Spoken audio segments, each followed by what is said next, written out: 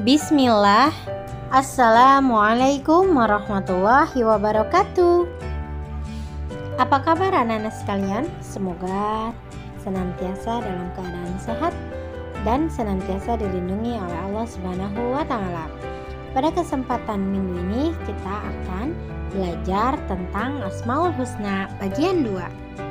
Sifat-sifat Allah Subhanahu wa Ta'ala dalam Asmaul Husna mengandung kemuliaan.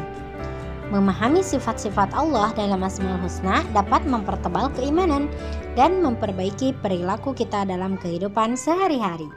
Dalam kehidupan sehari-hari, kita pasti memiliki keinginan. Keinginan tersebut dapat berupa rezeki, kepandaian, kesehatan, dan lain sebagainya. Untuk meraih keinginan tersebut, maka harus ada usaha yang disertai dengan doa. Doa yang kita panjatkan kepada Allah Subhanahu wa Ta'ala diantaranya dengan menyebut Asmaul Husna. Maka jadikanlah Asmaul Husna sebagai amalan sehari-hari dan sebagai doa harian. Asmaul Husna yang pertama yang akan kita bahas adalah Al-Batin. Tidak ada satu makhluk pun yang dapat melihat wujud Allah Subhanahu wa Ta'ala. Kita juga tidak dapat mengetahui apa yang ada di dalam hati teman kita. Allah Subhanahu wa Ta'ala adalah zat yang memiliki sifat al-batin, yang artinya yang maha tersembunyi. Allah bersifat al-batin bukan berarti dia tidak tampak, namun justru dia maha agung dan maha besar sehingga mata kita tidak mampu melihatnya. Firman Allah Subhanahu wa Ta'ala dalam Quran surat Al-An'am ayat 103 yang berbunyi, A'udzubillahi minasyaitonirrajim. Bismillahirrahmanirrahim. La tudrikuhul absar wa huwa yudrikul absar wa huwal latiful khabir.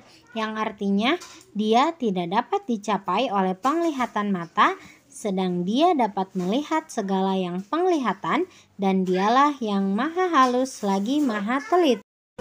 Juga terdapat firman Allah dalam Quran surat Al-Hadid ayat 3 yang berbunyi, Bismillahirrahmanirrahim. Huwal awwal wal akhir wal zahir wal batin wa huwa bikulli syai'in alim. Yang artinya, dialah yang awal, yang akhir, yang zahir, dan yang batin, dan dia maha mengetahui segala sesuatu. Maksud dari yang awal adalah yang telah ada sebelum segala sesuatunya ada. Yang akhir adalah yang tetap ada setelah segala sesuatunya musnah. Yang zahir adalah yang nyata adanya karena banyak bukti-buktinya. Yang batin adalah yang tak dapat digambarkan hikmat zatnya oleh akal. Allah Subhanahu wa Ta'ala memiliki sifat al-batin yang bermakna bahwa dia dapat mengetahui segala sesuatu yang tersembunyi dari hambanya, baik ucapan, pikiran, bahkan niat kita dalam hati diketahui oleh Allah Subhanahu wa Ta'ala. Kita tidak dapat menyembunyikan sesuatu dari Allah Subhanahu wa Ta'ala. Asmaul Husna yang kedua ada Al-Wali. Allah Subhanahu wa Ta'ala bersifat Al-Wali, artinya yang maha melindungi. Allah Subhanahu wa Ta'ala maha melindungi makhluknya dari hal-hal yang mengganggu, tidak menyenangkan, bahkan hal yang membahayakan. Sebagai orang yang beriman, tidak ada yang layak dijadikan sandaran dan perlindungan kecuali yang maha melindungi, yaitu Allah Subhanahu wa Ta'ala yang bersifat Al-Wali. Allah akan melindungi orang-orang yang beriman, dan hubungan Allah dengan mereka sangatlah dekat, sehingga karena kedekatannya dengan Allah Subhanahu wa Ta'ala, mereka akan merasa aman dan berada dalam lindungannya.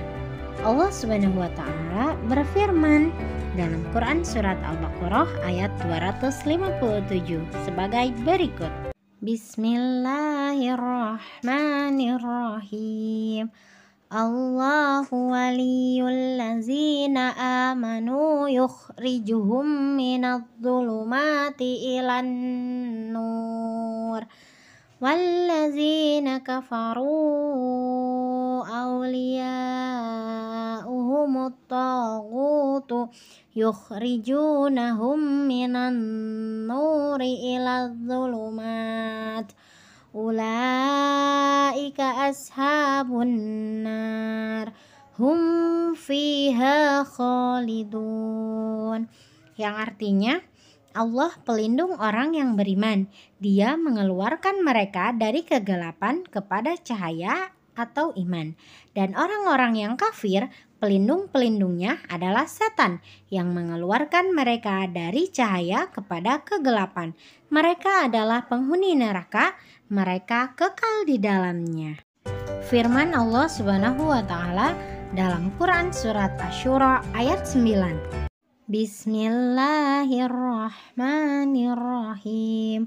Amittakhadhu min dunihi awliya.